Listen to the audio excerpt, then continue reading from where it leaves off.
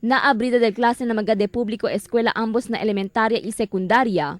Esperanzawya el público con el afretao tráfico na camino. Por eso el personaje de Land Transportation Office o LTO, el queda también visible na maga intersection y magade público escuela para ayuda vigila con el tráfico. Asegun con el jefe del Operations Division del LTO, Alan Macabangkit, como parte del Oplan Balik Escuela 2016 en coordinación a Policía Local y otros ahensya. El personal del LTO, participa para mantener con el buen andanza del tráfico y hindi para conducir con di ila regular operasyon.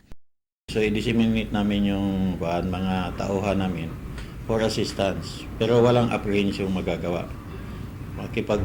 Bukas makipag-coordinate kami sa PNP, sa traffic management dyan.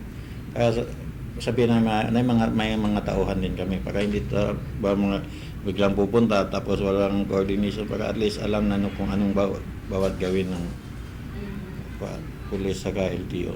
Aviso de Land Transportation Office con mga estudyante para no munta na jeep o tricycle que dala suka niya de pasahero. Evita según man kabit na magade publiko vehikulo aber de salihan na disgrasya.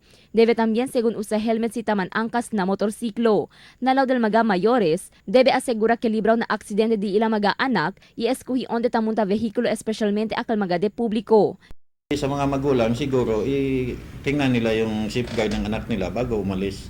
Lalo na yung hindi inahatid ng mga magulang. Kasi kung minsan sumasabit, ito naman mga driver siguro, along the highway kung may operation ma-charge talaga sila ng overloading. Además, dali también warning al LTO con mga chufer para evita man overpricing na pasahe con mga pasahero. Evita también según con el overloading del pasahero, especialmente durante el rush hour. Sige na leyes del tráfico que te impone el LTO y policía local, aber evita multa o castigo. Según con Macabangkit, el Oplan Balik Escuela el continúa hasta na mga siguiente días. Crystal Almonia, Dateline Zamboanga.